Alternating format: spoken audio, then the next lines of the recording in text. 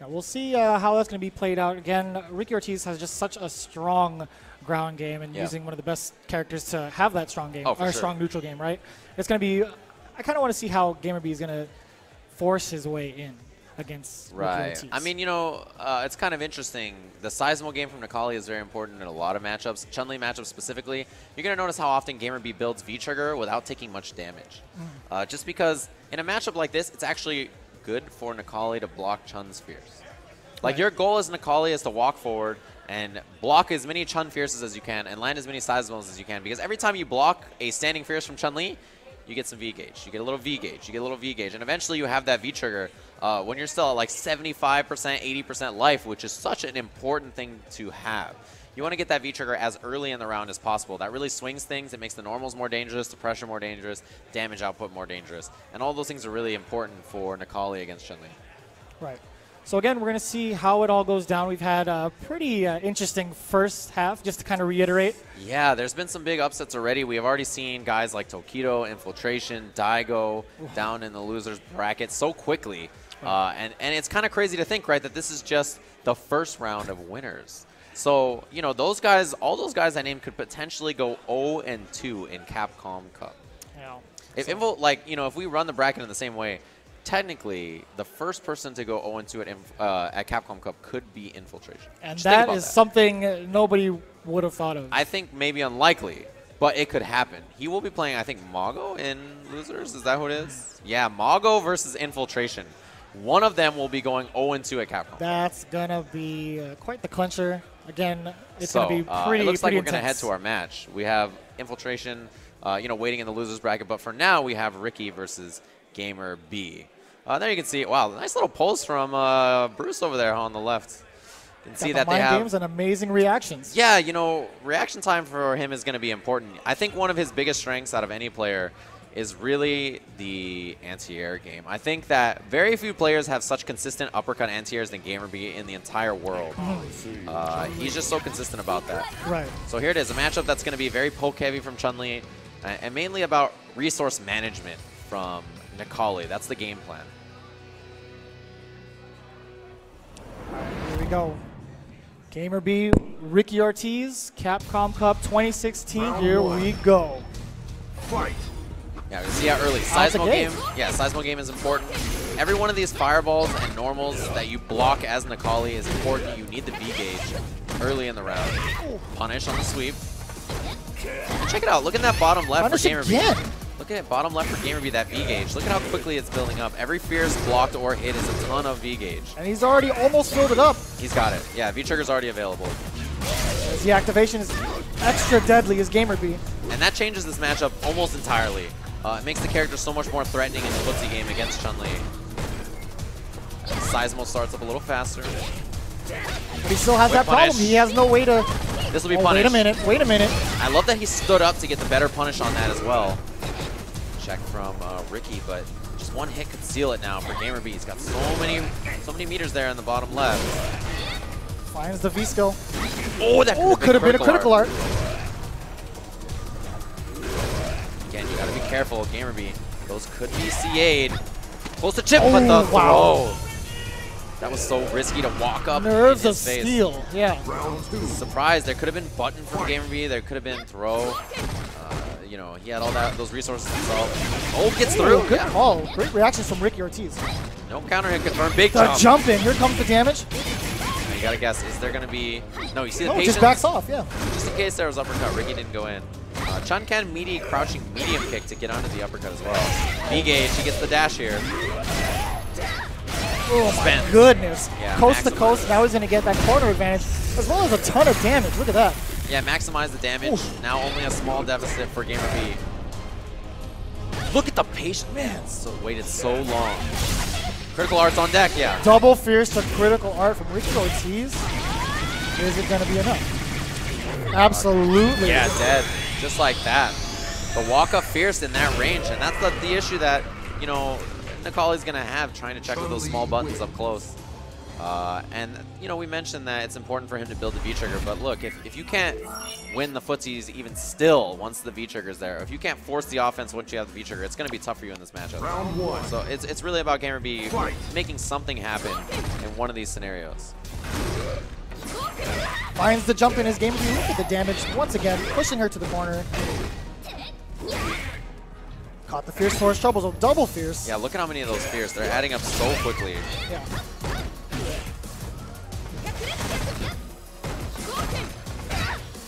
Not so good for GamerBee. There's the crush counter. Yeah, he had the charge. It's going to be expert for Ricky, but yeah, much better round for GamerBee. He's looking a little bit more controlled, slowed the Seismos down a little bit. He has V-trigger already. Man, that's so much great damage to eat too. Big jump again. Yeah, Ricky's been doing a lot of jumping over these Seismos now. Absolutely. I think really adjusted that GamerBee wants to use that as a counter bow. Trigger available for Ricky as well. Nice tech from Ricky Ortiz. Yeah, still remaining patient. And the activation. Not gonna kill with. Okay. GamerBee's got to be careful. These buttons could all kill now. There it is. Yeah. Again. Closing out the round with the throw. And I think the issue is GamerBee climbing up too much. There's been too much defense from him. He really has to force his own offense and be a little bit more active. Yeah, we haven't seen him contest with any sort of uppercuts, just to instill that idea in Ricky Ortiz's mind, right? Yeah, or not even enough jabs or anything. There's got to be a more active fight from GamerBee on defense. You at least have to send the message that you're willing to fight from, you know, when you're cornered, when your back is to the wall. These fierces are building a lot of gray. Yeah, you can see. Whiff punish. What a whiff punish, dude. Oh man, this is just a caging. Point. The footsies. Ugh. Oh my god, this is just a cage. Look at GamerBee, he's just done nothing. Look at the gray damage. All and that that's almost going to kill. An instant overhead will do it. No, but you see the patience. Went for the backdash. Ugh. How many fierces in a row did GamerBee just block or eat? He sat there and took the whole thing. He got the full course meal. The footsies were out of control, and GamerBee, he's not fighting. He's really just clamming up, and he's not doing enough here. There's got to be buttons. There's got to be some kind of escape. You can tell he's really feeling the pressure. Again, he hasn't really pressed any normals to kind of contest Ricky up close and personal, right? Or, again, with the uppercut. That's been an issue. Ricky Ortiz has had nothing to fear this entire set so far. Round 1. Fight.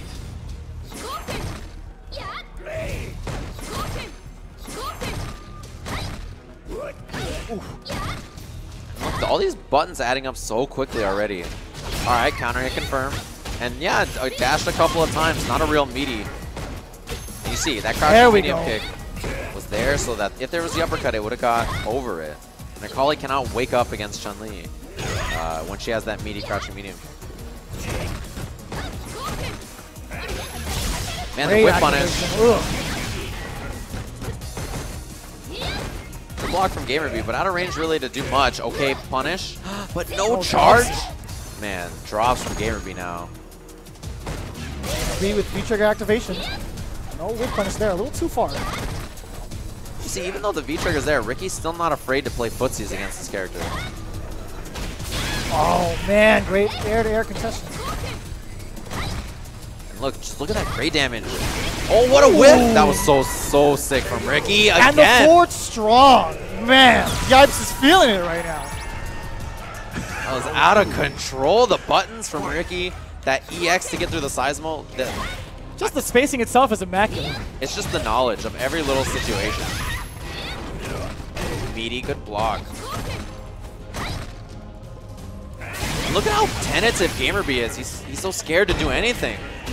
Yeah, Ricky Ortiz just had to walk out of the corner, basically. Yeah, Ricky just got cornered and was like, okay, and moved forward out of there so quick. Such incredible footsie play from Ricky. Spacing master indeed. The other side drops it. Didn't have enough time for the charge. Yeah, could have still done EX legs. Oh, no pop or no completion from GamerBee. He's got resources to work with. And there's so much too. Anti-air. V-trigger is on deck for Ricky. Pops. Dead almost. He's gonna go for it. Might be enough actually. V-trigger Nakali, yeah. Barely enough. I mean, what? You have a 50% lead and you got hit by one button? That'll happen. Final round. Fight. A little sigh of relief from GamerBee now on the board. But now no resources in the final round, and you see the delay again from Ricky. Was worried about the uppercut. What a whiff! Man, Ricky out of control. There's the uppercut. There we go. Nice anti-air. Way to stop those. Another legs. fierce. Man, GamerBee has no answer, it seems. Good block, though. Another fierce. All right, this could all go downhill so quickly. Oh, whip punish. But not a Didn't lot. Get enough, Yeah, that was a small punish from GamerBee. Anti-air again. Other side, the challenge.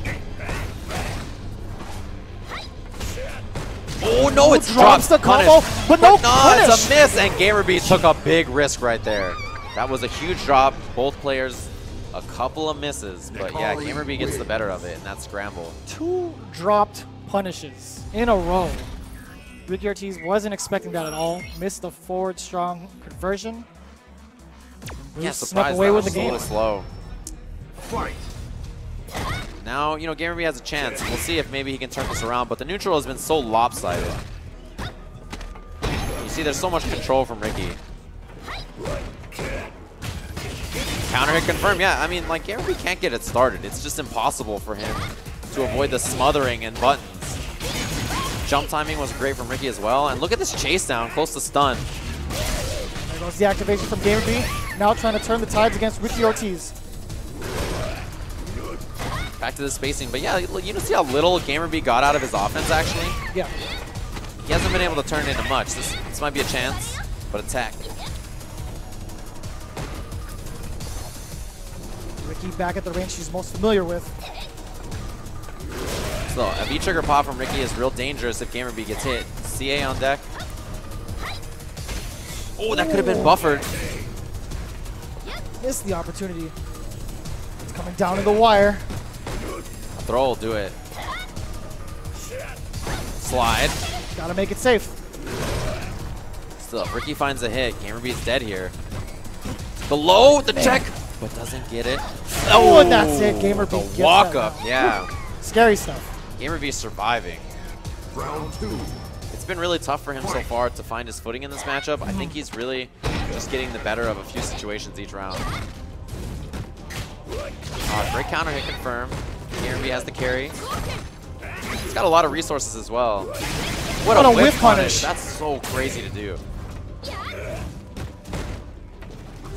Ooh, nice way to change up the jump-in timing. I like that from GamerBee. Great adaptation. Oh, gotta be a punish. No, that was the... Yeah, sometimes you try to do EX legs there and you get the bird instead.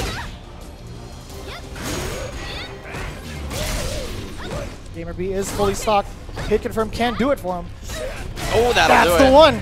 And look at how quickly that happened, right? 2 games, super fast for GamerBee. And the neutral is still being really tough, but he's just capitalizing on those moments when he has the V-trigger. He's trying to build it quickly in the round. You can see GamerBee's just like, how did I... That man is an adult. do you see the way he rubs his brow? There's just so much on his mind. He's just like, oh. Playing against Chun-Li will do that sometimes. Yeah. Someone who is to say the least, yeah. Someone who is just smothering you with buttons. Walk under from Ricky. Nice. He's utilizing that crouch jab and the perfect spacing, getting that counter hit conversion. GamerBee's really finding his buttons, his momentum, if you will. Oh, what a buffer to intercept. Man, that was genius from GamerBee. Tried to repeat the overhead, but Ricky was not having it. Again with the blocks, GamerBee really on point with that. Okay. Great reactions. Yeah, good job. I like that GamerBee's spacing and timing on this Seismo has changed quite a bit, causing some issues for Ricky.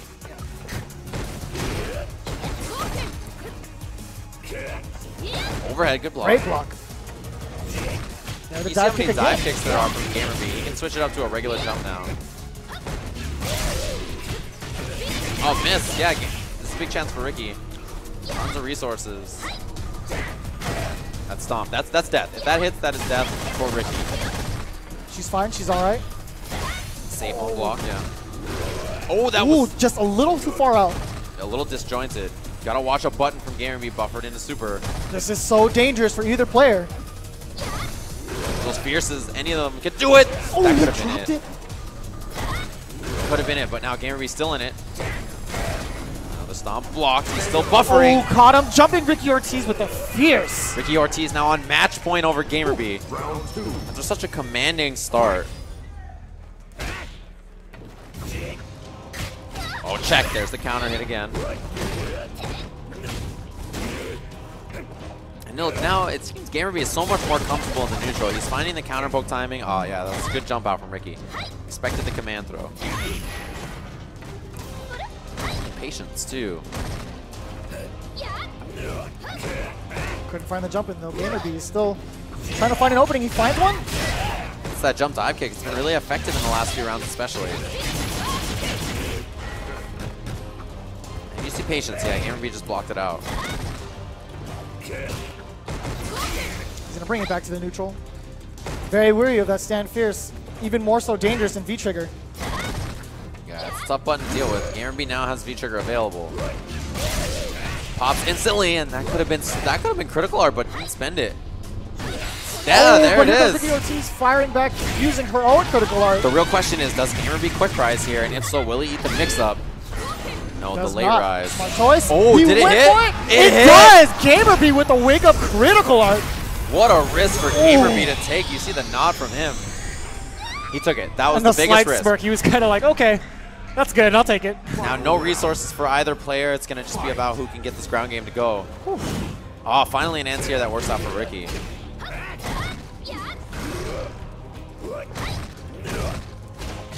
Buffer. Now this is huge. GamerBee has the carry. There's the command grab. Finally comes out. The crush. Close to stun. Tried to go for it again. Ricky Ortiz having none of it. A whiff punish. Spinning bird at the end too.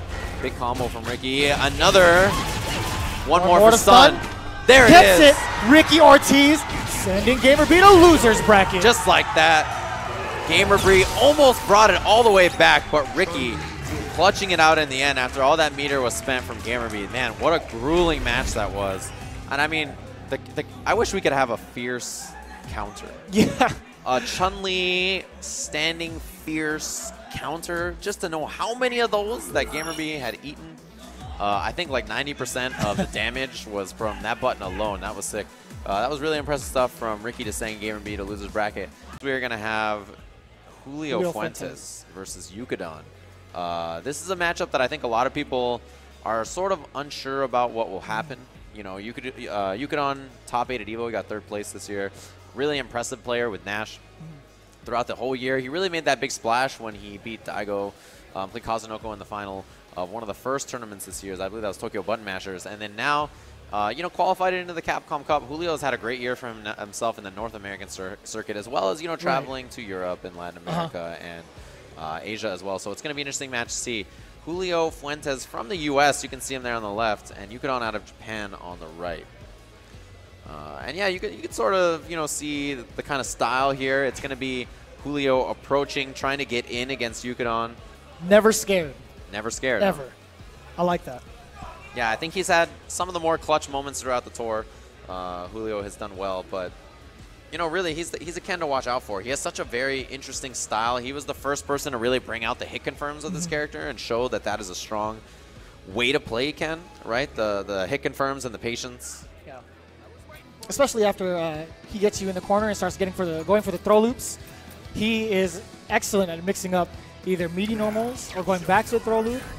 He's really good at forcing people to press buttons or make mistakes in general. The key to Julio's game is optimization. That more than anything, he likes to optimize in every single scenario possible and try to, you know, clearly come up with the best solutions. Right? He's a player about that. Skies of Honor.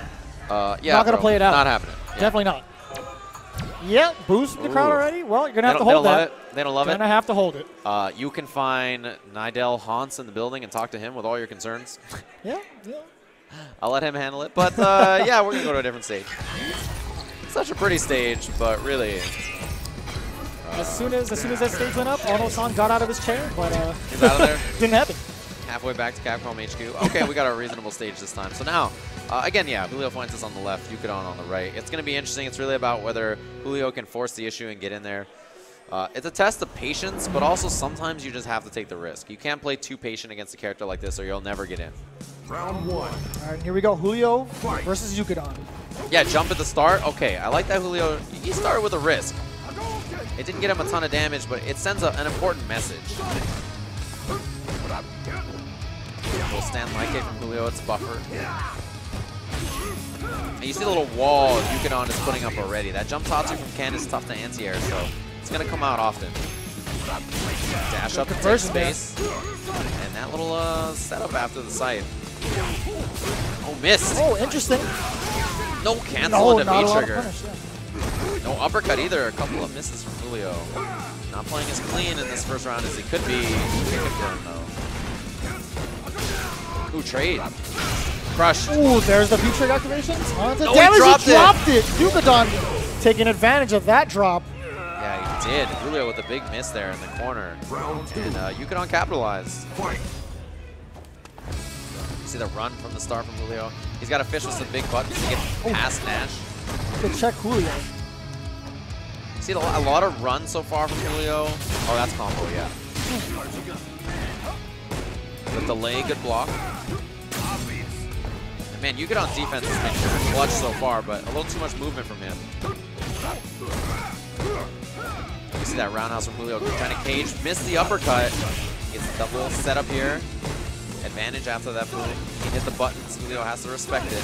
Oh, the jump in's good. Julio drops it again. But another drop from Yukadon. Yeah, a couple of misses here, but Julio now has advantage in the corner. Here we go. Very dangerous situation, but no Yukadon finds the opening. Man, a couple of misses on that from Julio. He's let Yukadon freely escape the corner, which is exactly what your goal is to prevent against Nash. You really have to be so mindful of his escape. That's what he wants. He wants screen space to work with. So great set so far for Yukadon, finding that opening in the corner did that majority of the game.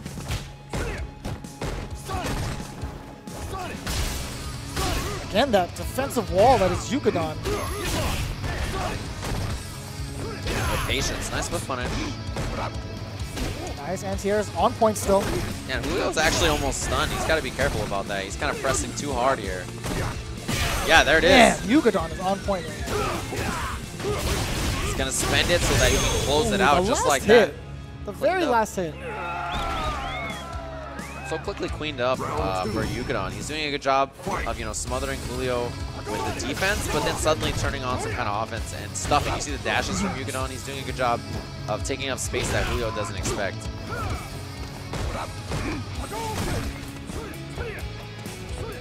Yukadon just opting to back off majority of the time, trying to catch Julio.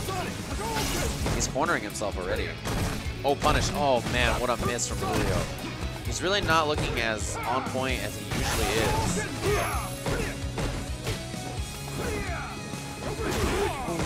Yeah, I can't get any combo from that range, but still, it gets a little check afterwards. See how clean Yukadon's play is so far. Really doing a good job. Man, no punish. That could have been target combo for Julio. Yeah, very deep jump. Crush. Gets the big crush chance. counter. Good damage from Julio.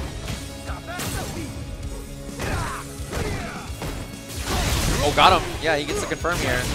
He's got meaty scenario. If it works out, he could kill. Just like that. Yukadon. Oh, man. That one V-trigger activation got Julio tons of damage, turned the tide completely. That's 2 quick games for Yukadon, really. I think because of his own strength, but also lots of misses from Julio. He doesn't seem to be as clean or on point as he usually is. Yeah, you can really see the stress dwelling on Julio. He's having some uncharacteristic drops. Yukadon up 2-0. Finding an opening is Julio. Here we go. Possible throw loops. Backdash is out. Yeah, interesting idea. What a risk. He did the fire one. Okay, check after from Yukadon. This is one of the first times we've seen him fight from a deficit so far. Oh, check. Yeah, had to make sure that he's keeping those frame traps honest. Wake up grab. Yukadon. What an nice answer. anti-air. Still has V-trigger as well. If that had hit, he could have V-triggered and kept the combo. But no confirm again from Julio. This time he gets uppercut, and it'll do it. Good round. Yeah, he needs to keep himself alive. It was a bit scrambly, but better than another round going Yukidon's way. Fight.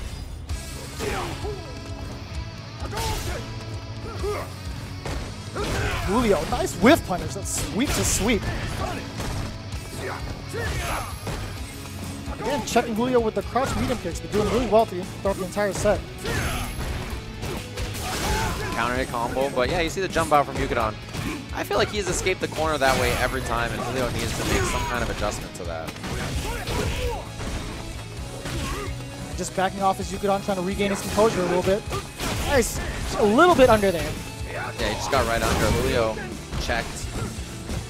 A lot of resources available for Yukidon as well. See the weight in case that there. Oh, what a reaction!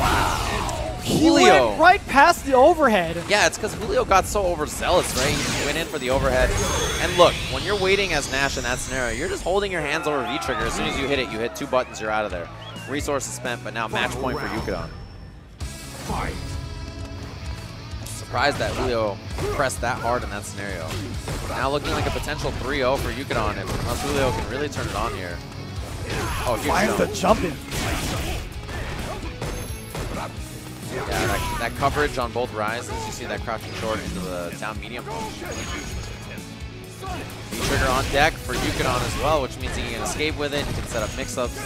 Whip punish, yes. Yes, tons of damage.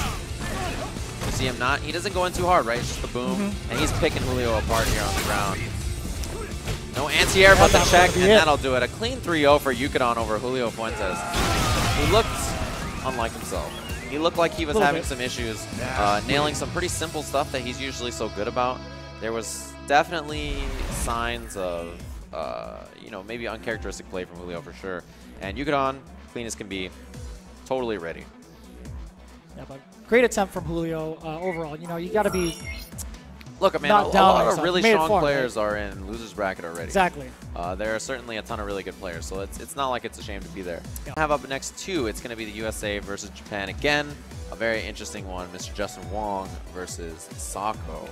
Sako kind of a late bloomer this year. He is playing Chun. You know, he messed with a few characters when they came out, right? Like Ibuki and Juri and stuff like that, but really Chun-Li's been the character for him. And look, if there's any character that's been an issue for Justin all year, it's definitely Chun-Li. Chun-Li. Yeah. And look, all right, so I had talked to Justin throughout the year, and I asked him about this matchup in particular, and he said, I have another character for Chun-Li. I have another character for Chun-Li. You know, there's somebody else I'm waiting. I'm saving that for Nationals, and I was like, Justin, I'm so happy you have a secondary character for Chun-Li. It's good to hear. I talked to him yesterday, and I said, Justin, are you ready for this Chun-Li? Who's your character? And he said, I'm going to do Karen. And I was like, Justin, no! What did we talk about all year? But he says he has some new things in this matchup. He said he's re-optimized. He said his damage output is going to be higher.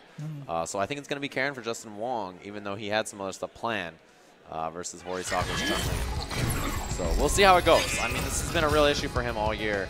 So to conquer a Chun-Li player as strong as Sako in the beginning would be really good, especially since when the brackets were originally posted, he was not playing a Chun-Li player.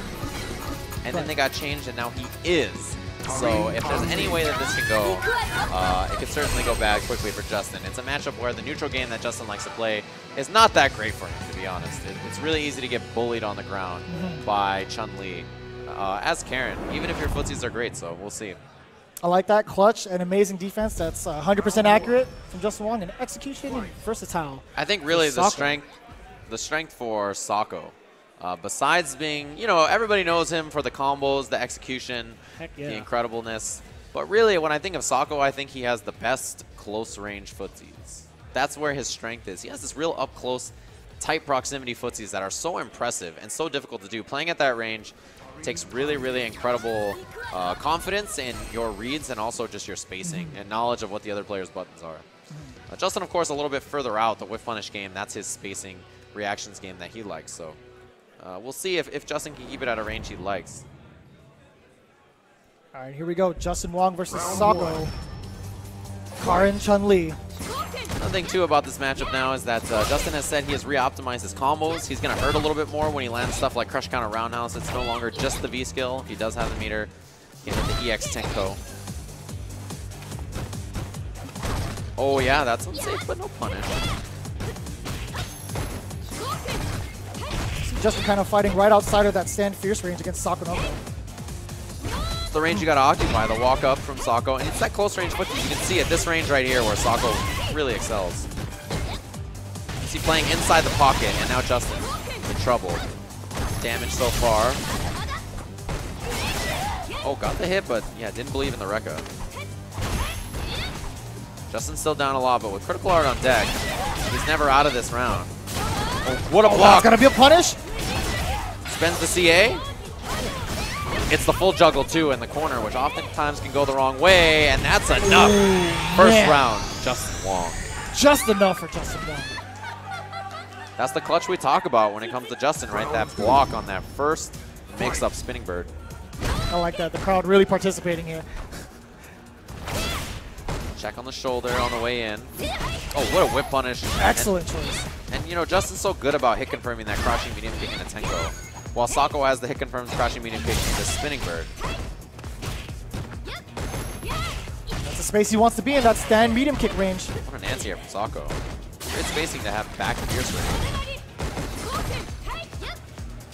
V-trigger winding down for Sako. I'm glad he didn't get too much off of that, but again, he's been using... Oh, there it is. Crouch medium kick into EF's legs. Yeah, counter hit confirmed. Sako now.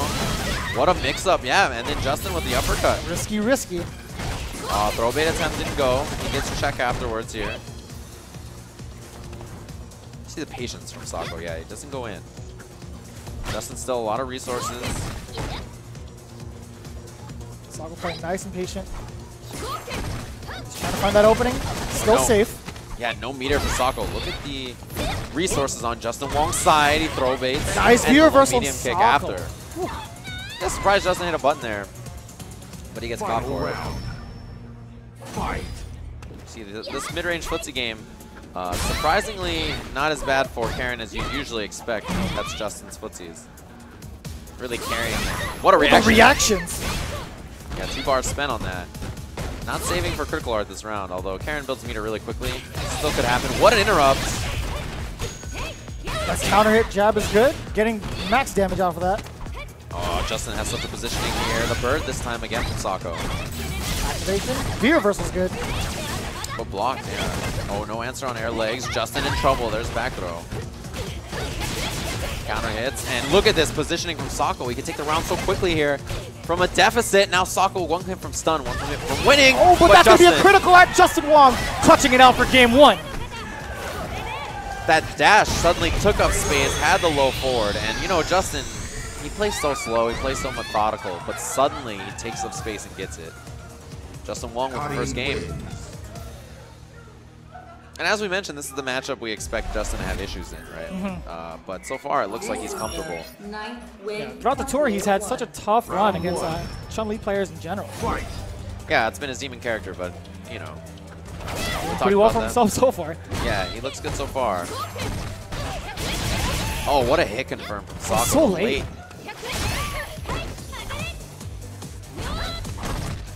Punish. Gets that big fierce.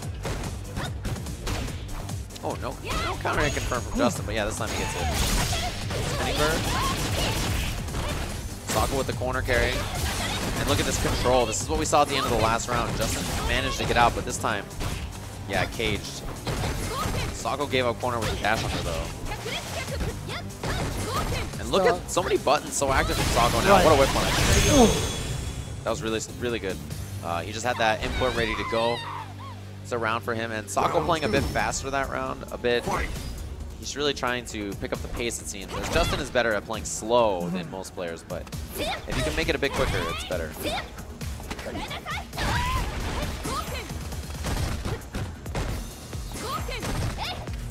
Yeah, I like this pace from Sako. There's a hit confirm again. Dangerous spot for Justin. Air legs is good. One more for stun. Nice EX for Senha. The trigger on deck now. Counter hit. Spends some of that V gauge too. He's still one hit from this round if he can build the trigger. Look at the damage. Tons of damage.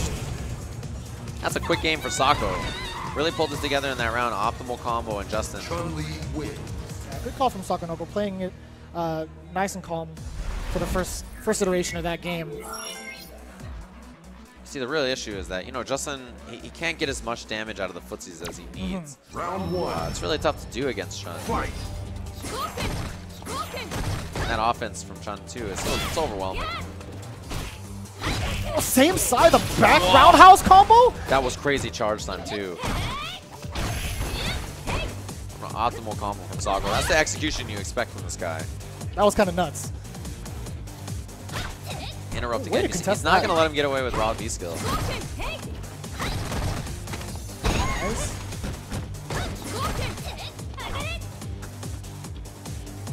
Backing off just a little bit. Sako still content with playing footsies.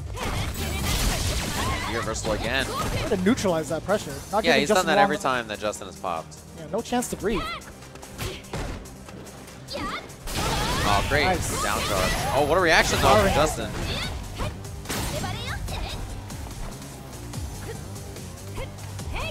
V-trigger winding down for Justin. Yeah, he's got to make it count soon. He's not going to have critical art no matter what. Oh, miss! Oh, no punish there, though. Yeah, you see the V reversals from him, and he gets to set up offense here.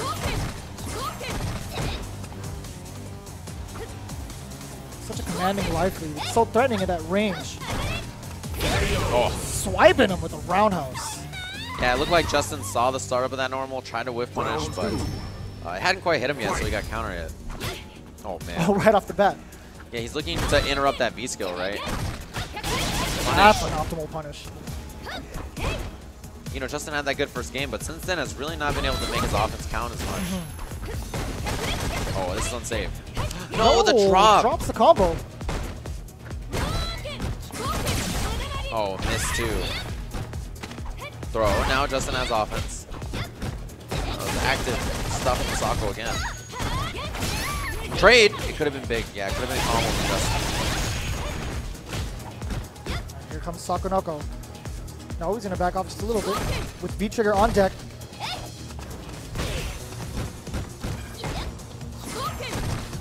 Justin Wong really needs to find an opening here. He's been playing the back end while also at a deficit. But he's fully loaded, so any hit confirm can do it for him. Man, no anti-air from Justin either. Alright, pops. Gotta be careful too when Chun has that full resource. That full critical art. You can't go get away with the Rekkas anymore. Oh no! Oh, he dropped the opportunity. He could have went for the full rush. Look, it's because he was already committed to it before the hit was ever out. Big jump. Should be around for Justin. There it is, optimizing. Wow. Fancy. Never in my life did I think I'd see that. Final round. Justin so hard Wong to do. doing the hard combos, optimizes. That is definitely so hard to do. Well, he hit it. And that saves him a bar. How many roundhouses, man? This is an important game here. You really don't want to go down 2-1 either player. Great punish from Sakonoko. Interesting miss.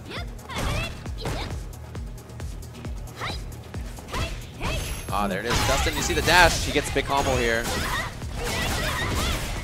Critical art on deck for Justin, too. Oh, got him. He gets a big combo here, yeah. Opting not to go for the critical art just yet. Next hit will do it for Sako. Justin, too, he's got so many resources to work with here. Can't go for that Rekka, as Sako does have critical art on deck. Oh, went for it anyway. Could have been punished with critical art. Surprised that that went away. Bro, can still eat that. Good block. No, he thought he had a punish. What a risk. He went for it. Justin Wong. What a risk to take. Really surprised. He's usually one of the most patient players. But to take a risk like that is very surprising for him, right? He's usually totally okay with sitting around for 30 seconds walking back and forth. But pretty unorthodox, if you ask me. Yeah, it was a big risk to go for. Round 1. And it's not like he, you know, canceled it into critical art or anything, like a big bet. It's surprising. Oh, throw tech now. Sako gets to open him up. Throw now. And look at this stun gauge up there for Justin. Not a hit confirm, low forward too, which Justin's usually so consistent about. Oh man, yeah, this is going bad now for Justin. Me fireball. So tricky. Yeah, Sako with interesting setups. Alright, Justin finds a hit, but he's down so much. He needs such a big swing here in his favor. Sako Knuckle standing his ground. Forcing Justin Wong to make the error, and he does. Dash right into it. Yeah, no, a little impatience from Justin. Moving forward too much. We'll see Sako taking, you know, complete control now. Sitting on match point. See those close range footsies from Sako when he gets into that range, right? And he can really just stuff what Karen's trying. Low medium kick. Interrupt again. He's been so good. The command dash and V skill have been interrupted so many times from Sako already. Justin not being able to fire back. Oh man, one more for stun. Delayed the jabs just in case. But look, the deficit Justin has is so out of control right now. And even the backdash on the V reversal, man. So mobile. Sako with the interrupt again. And one more will do it. And Justin is sent to losers just like that, man. The last situation from Sako, he was so good about setting up that throw bait too. That was really convincing play, right? There was that game for Justin in the beginning where he clutched it out. It was, you know, mostly off of that, and then brings it all the way back. Japan and Ryan Hart of UK. They're button checking right now. He's button checking his Guile, it sounds like. But, you know, we'll see what character he actually picks. Reactions and patience for Fuudo for sure. Also, footsies is such an important part of his game. Some of the best footsies in the world. And, yeah, we'll see how Ryan handles it. Hey, Ryan Hart, one of the best confirms in the game, in the business, I should sure. say. He's definitely no slouch. Been a veteran for quite some time.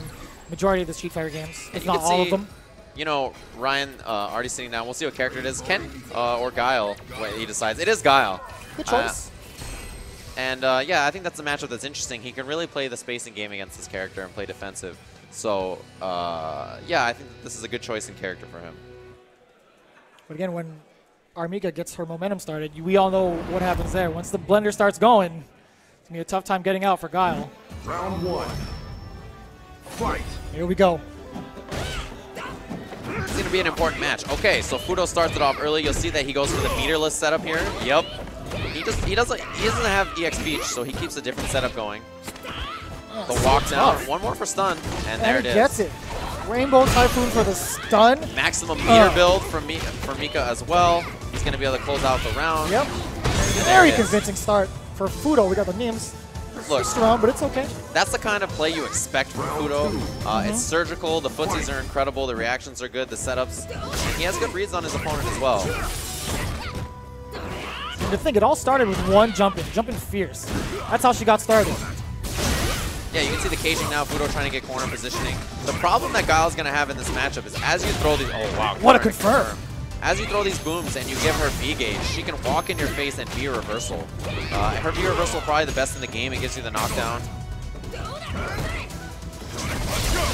Yeah, if there's pressure here, you got to be careful as Guile. The V reversal can come out. Fuudo with the splash. Oh, the splash is good. Oh, he missed meaty. Still, Fuudo one hit from taking this. The mix-up's gonna go for it? That's that. Yeah, Quick. Fuudo getting the first game. You can see how surgical the Mika play is. Look, there's a lot of Mika players, but very few as textbook as this. It's really incredible to watch how comfortable he is at just all the ranges. This is the 15th win for player Really great 2. play for Fuudo so far. Reinhardt really needs to make some adjustments. Hasn't really had a chance to shine. Yeah, no anti-air from Ryan. It's tough to do. Wow, right over the projectile. Boom. Yeah, that's meaty. See the pressuring. He puts himself at a space with crouching fierce is the good button. Oh, throw bait, That is so sick. That puts her airborne, was so amazing. if you do try to tech, she gets right over it. Yep. Or under it, I guess. He used that a ton of times at EVO. Yeah, it's the setup that he really enjoys. You see the patience from Fuudo. Got him. What a confirm from Fuudo. One more hit can do it. Triple short. Good block from Reinhardt. Still in this. No. But that's that. Yeah, crouching medium kick, a button that you rarely see used like that. You know, it's just been destruction so far for Fuudo. And I mean, can you blame him, right? It's like the way he's playing is just so in control. The neutral jump. Finally an anti-air from Reinhardt. Reminding everybody about freedom. splash in the front again. Yeah, Fuudo's gone to that quite a few times. So tough to deal with. Fuudo just smothering him with offense. Oh, the whiff punish, man. The range he's playing at. Good. Crushed. Another. Should be critical art into death. Yep, it is. Fuudo is going to be taking game 2 pretty convincingly. Again, Reinhardt has spent majority of the game in the corner without any answers. It's such a tough time for him. Yeah, and you can see why Fuudo is one of the favorites for this tournament. And there's been many favorites. Quite a few of them already dropped into the losers bracket.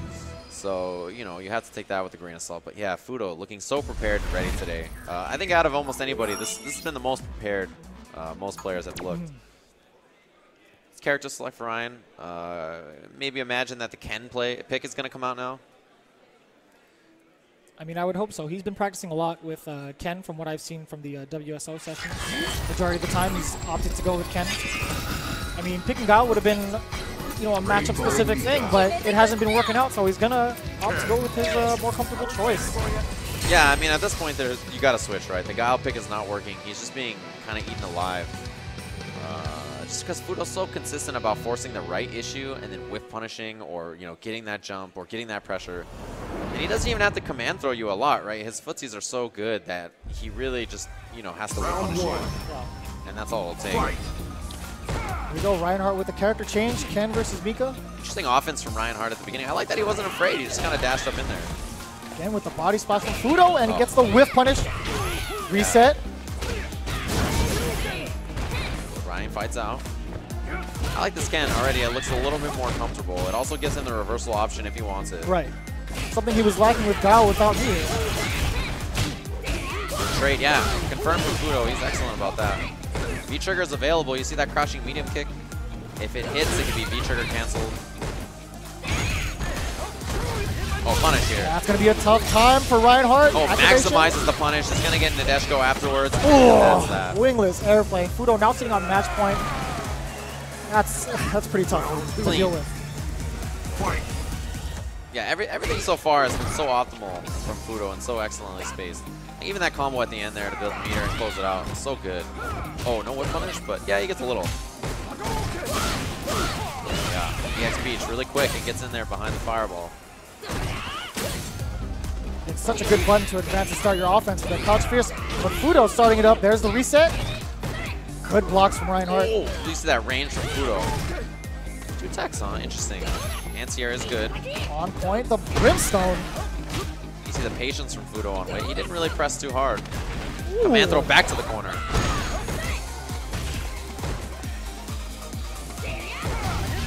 Fuudo really using the spacing of that normal forward medium kick. Yeah, and there's the danger of throwing those fireballs against Mika. You get that V reversal. Okay, juggle. Going for the corner carry. Reinhardt now getting momentum here. Great. Yeah, it got over the anti-air. Pops. Got to be careful. Yeah, that's that. The spacing from Fuudo, so perfect. Man. It's enough damage, and look, there's a reason that guy is expected to make it far. Got second place at EVO. You can just see how ready he was for all the options.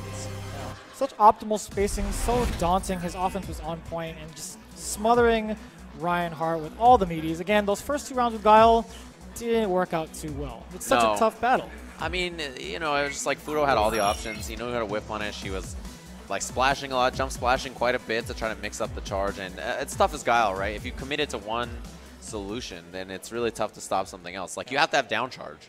But when you're down charging, she just gets to walk up in your face if you're not threatening with booms or buttons. Right. And yeah, it's tough to do. But, you know, even with the Ken pick, it didn't work out. Fuudo is going to advance on. He will play the winner of the match we're going to see next on stream. We'll see. The first person to start respecting the offense is just might be the one going down. Who knows? Yes. I feel like the first person to show any kind of respect might just die. That's probably the way how the this game is gonna goes. work. Especially with these 2 individuals, it just might be how it goes down. Yeah, they really play like they think you're just a simpleton. They're just like, let me just do exactly what I want to do no matter what. Kazunoko, of course, the reigning Capcom Cup champion. Right. Last year, he got the W over Daigo Umehara in Grand Finals. He's going to be playing up against Phenom, who's really had a great year for himself. Also played Daigo this year, if you remember Phenom playing him. Dunked him. Most memorable moment? All the command grabs in the world. Yeah, all the command throws in the world. He's not afraid. And yeah, never scared is a good way to put it. Clutch and aggressive for Kazunoko. I just imagine, you know that fist you see for aggressive? That's the wake-up jab. is what the fist is, because you know it's coming from both of these guys. It's going to be a really, really fun match to watch. A very explosive way to end the first section of this top 32, which is the winner's top 32. That's right. It should be a good one. So again, this is going to be the final match for round 1. And it's going to be yeah, the winner's side of round Cammy 1. versus Phenom. Excuse me, Cammy versus Necalli, excuse me. Yeah, it's going to be a very interesting match. You know, Phenom's been one of the best European players all year, and it's been really interesting to see him travel and do well. Win a premier event, which was really impressive. Boom, fist bump, it happens. Kazunoko on Cammy already, you can see. But Phenom rocking the Necalli. And you're going to expect a real up-close and personal fight between the two. Because again, whoever gets the knockdown first is going to be able to apply all that offense. Here we go. Phenom versus Kazunoko. Choose wisely. Going through all the costumes. Yeah, I mean, look, a lot of characters, it's like the color you pick is just like, oh yeah, it's cool. It's an extension of yourself. But look, no, Necalli, you get the hair. That's the most important part, right? That's why picking the color for this character is so sick. Should have went for the werewolf costume. I wish he would have worn the costume that Kazunoko designed. This is a stage we're not gonna play on. I think well, we all know how that goes. Yep. Again, you could find Hans towards the back of the arena. Yeah, he's probably around here somewhere. Blame Hans. Talk to him. You know what it was? It wasn't the stage, just that Kazunoko had yet to put on his HyperX headset, so he couldn't properly hear the game sound. When he does that, I'm sure the game will actually start. That's what the delay of game is actually there about. it is. Fully equipped. Now that he can properly hear the game sound, I'm sure that he'll be just fine to play a match. High quality into the Zowie monitors. So again, he's going to be fully loaded, ready to go. Yeah, you can see. Oh, man. Our random select RNG luck is so out of control today. I don't know. They're looking at each other like, we're not going to do it. Yeah, they're going to have to restart it. They're looking to the cameras. I mean, like, how many stages? There's like, what, 3 stages? Yeah, it's like 3 stages that you can't do out of, like, how many stages? 10 or something like that? The odds are pretty good, right? Yeah, man. Just pick a stage. Just pick one. It's going to be okay. Just pick one. Their RPS game is not on point. As you saw from both, they're both aggressive players. Their weapon of choice is going to be rock. Yeah. They're both going to rock it out. All right. Random select stage again. Do you like a good stage or not? Are we going to go for training mode? The training No, it's room? going to be a good stage. Oh, okay. Yeah, Kanzuki state? That's fine. Clutch call. Good choice from both players so far. All right, we're going to get our match. It's going to be Phenom versus Kazunoko. Goodness. Kind of a slugfest is what we expect. 2 players who really just kind of play loose, aggressive styles. Super fun to watch. Yeah. Fight. You might think the first round is going to be kind of testing the waters, but I kind of doubt it, as both of these players are extremely aggressive. Yeah, the speed. The speed's going to be real important. These seismos are adding up. Look how many Kazunoko has eaten, and then immediate wake-up jab. I look at Phenom already almost at 2 bars in his V-gauge. Yeah, you build it so quickly. Chase down. It was a drop combo, but it worked out. And the wake-up uppercut. Yeah, you see that wake-up jab and wake-up uppercut so far. Yeah. Buttons on wake-up. That's how it feels. It's going to be very active. It's going to be a really active wake-up game from both of these players. That's their styles. Uncontested. Phenom now with the aggressor. I mean, he's got that V-trigger on deck, and you know how dangerous that makes Necalli. We saw that in the Dawson match. Ooh. Firing right back is Kazunoko. Okay, what buffer. a confirm from long distance. Got him. He was in the middle of Seismo, and the other side will do it. Yeah, quick damage. Kazunoko gets it. Great start for Kazunoko so far. Yeah, you know, a bit hectic at the start, but then very quickly he turned around. EX uppercut, just in case there was dive kick or something to get over. And a backdash on the untrue block string. I like the fake dive kicks from Kazunoko. I feel like more than any other Cammy, he's very good about mixing up that short dive kick to make a whiff. Phenom is definitely not biting, still remaining nice and composed here in the neutral. Again, trying to build up that V-gauge. No uppercut on that. He just let it go. He's already, you know, kind of looking for other options after the dash. Confirm. Yeah, instantly spends the meter. It's going to be a bunch of damage output on this. Cammy does get meaty pressure after her critical art. There's the activation. Phenom's time to shine. Anti-air jab. does get mixed up after. Oh, that's God. going to be it. Yeah, Kazunoko with the confirms. Yeah. Great choice there. Crouch Fierce sniffing out the opportunity there. Yeah, really good grounded play there from Kazunoko. You know, he did a lot of dive kicks, but really not as an offensive tool. It was really just kind of like a short dive kick as a movement option. That was an interesting call. Kazunoko played much more grounded than usual, and I think that was the right choice. Yeah, really mixing it up, kind of keeping Phenom on his toes, kind of deciding whether he wants to anti-air jab, uppercut. He opted to go for jab majority of the time, which is a safer choice, right? Nice hit confirm. Again. You gotta watch whether there'll be jab or uppercut on wake up, right? Those are the options. One more for stun, nice. Yeah. Doesn't go for the reset, go for the damage instead. Ugh. And there it is. Yeah, so quick. Kazunoko looked. He was committed. He was like, there's not gonna be wake up uppercut this time. I'm just gonna go in, hit my buttons, make it happen. Trade. No confirms there for Kazunoko. Yeah, wow, in between the strings. And a buffer not again. Not a block string though.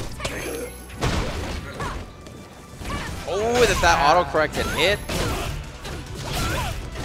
And the damage output on that with uppercut was so unfortunate for Kazunoko. Wake up jab. Oh, whiff. Oh, yeah, he got him. He went for it. What a bet that Kazunoko took on that uppercut.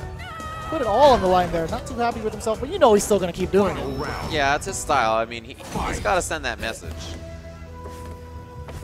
Critical art on deck for Kazunoko. Phenom still with a ton of resources.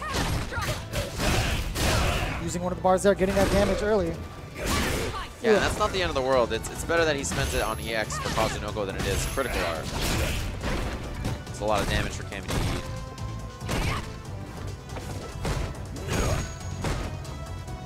A little bit, yeah, a little slower for Phenom now. For Kazunoko as well, you can see the hit confirm there. Spends it, and you know that's okay because he has a secondary resource, which is that critical art. A little bit more for Phenom. He's going to get a V-trigger. Kazunoko is well aware of that. There's the activation. Where Phenom's so dangerous, he spends it. Yeah, of course. He had all those resources to keep it safe-ish afterwards. And just like that, Kazunoko is going to take the second game. Up 2-0 already. On these Zowie monitors that you know he's playing on, he saw the hit confirm, was totally ready for it. He could hear the sound of the medium kick hitting because you can see he's wearing that HyperX headset. That's right. Yeah. Yeah, confirms extra on point with the entire package. Great stuff from Kazunoko. Couldn't have done it without him. Yeah. Oh, interesting. Yeah, there was a jump early from Phenom. The confirms are good. The counter hit combo. Now you got to wonder if the uppercuts come out from Phenom, right? As there hasn't been a ton of them. It's been a lot of buttons instead. Man, this oppression is just so good from Kazunoko. Phenom hasn't had any chance to shine this entire set. Yeah, the caging from Kazunoko has been great. Command throw to open it up. He's starting to back off just a little bit. Finds the opening. Crouch Pierce. Perfect distance. I like that Kazunoko's willing to just take the damage and go back to neutral. He's been winning the neutral. Good activation. Oh, interrupt. Ooh, what drop? Sometimes it's a little bit too far to get the double strong, but it doesn't matter. Stand roundhouse. Roundhouse the dash? Stopping Phenom in his tracks. Such a crazy reaction from Kazunoko. So preemptive.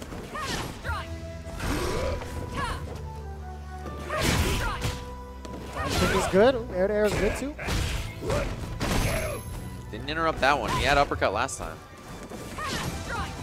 Oh, Phenom went for the V-skill. Kazunoko found the opening with the jump in. And here comes that oppression again. It's this corner lockdown. Oh, and he missed the autocorrect uppercut. This is huge. We saw Kazunoko crack here before. Punish. Yeah, V-reversal is unsafe. Kazunoko with tons of resources to work with here. Okay, he's got throw. This puts him in kill range for critical art.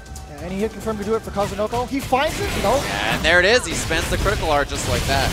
Should be enough damage to close it out.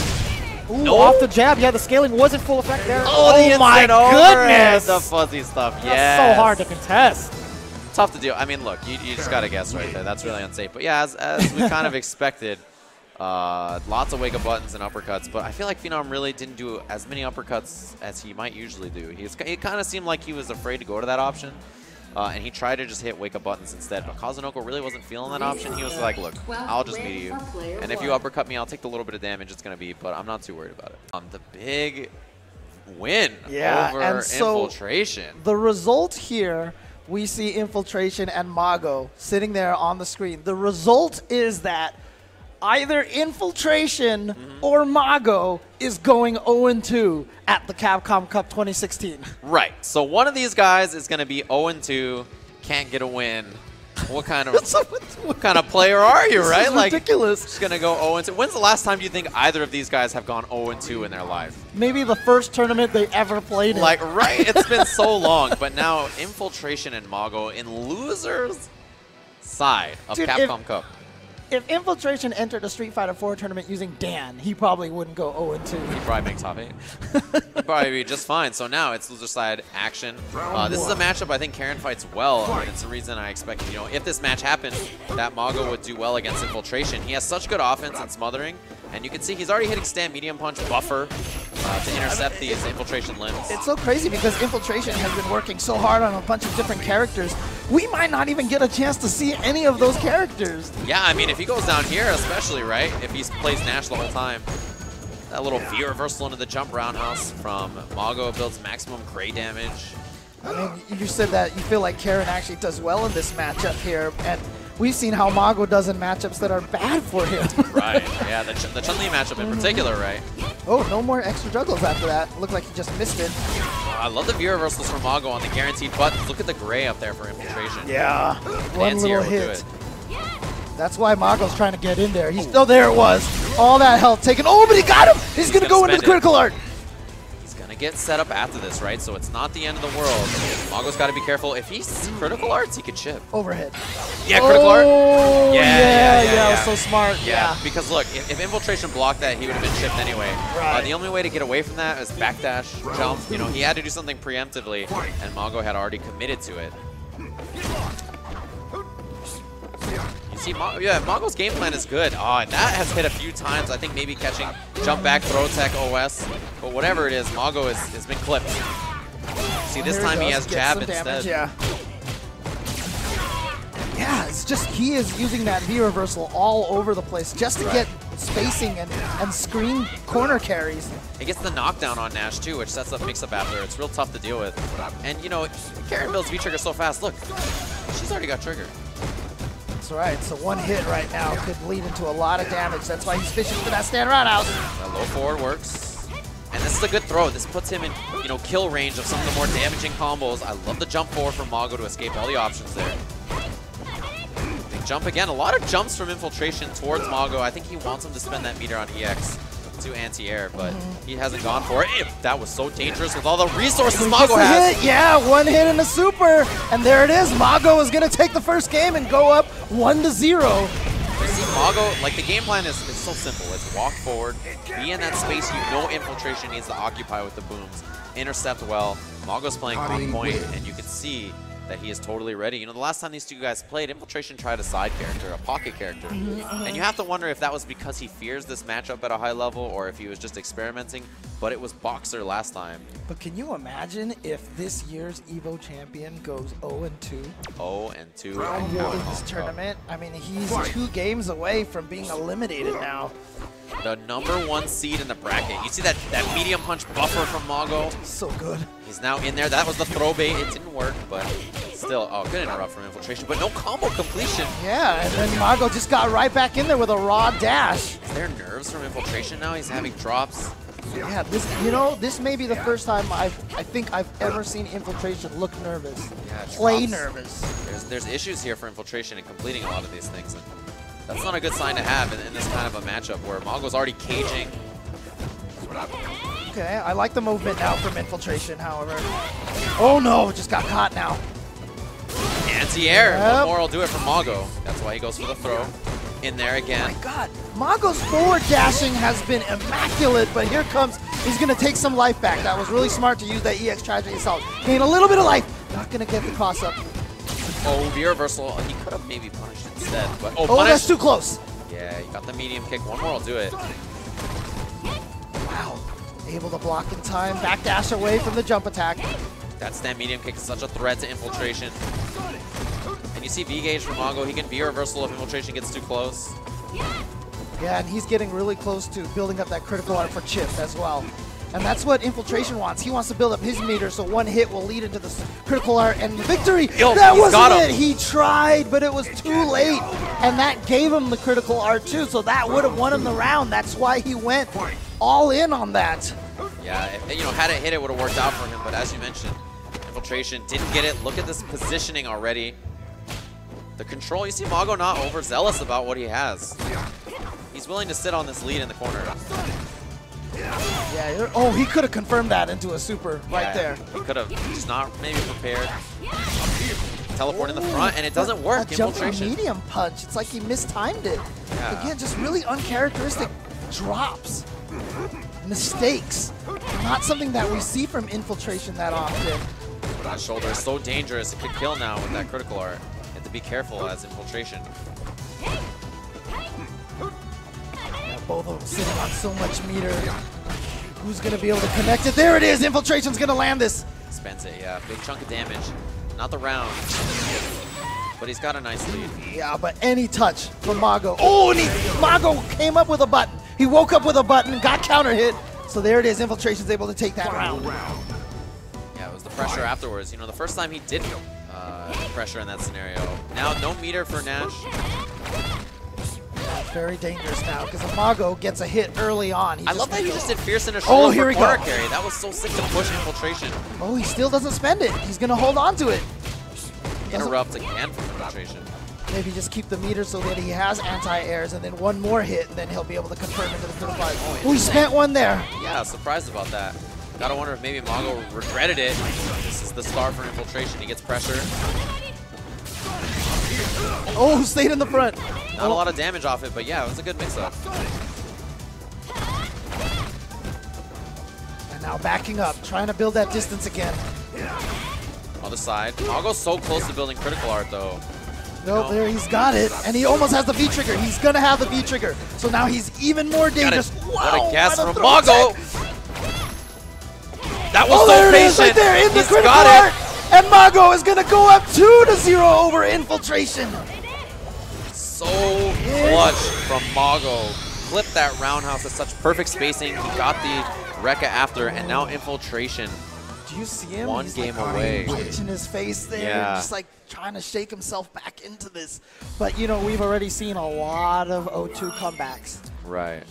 I wonder what the character situation is going to be for infiltration. Thumbs up. There it is. Wow, he's sticking with Nash. Stick with Nash, yep. That's his character. Round Here we go. This could be potentially infiltration's last game in Capcom Cup. And it's not even like, what, 2 o'clock here? It's like not even 3 o'clock. Oh, that delayed. This corner pressure has been so good for Mago. And he doesn't even care if he V-triggers out, because look how quickly he walks him back into the other corner. Yeah, characters with walk speed, great normals, pressure, those are also tough for Nash to deal with. Look at that counter poke. And look at this, such a nightmare for infiltration so far. Yeah, it was too far for him to get anything off of that.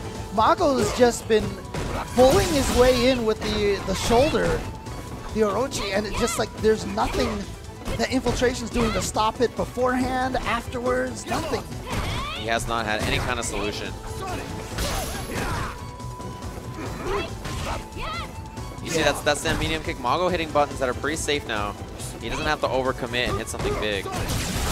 Big reversal. One will do it.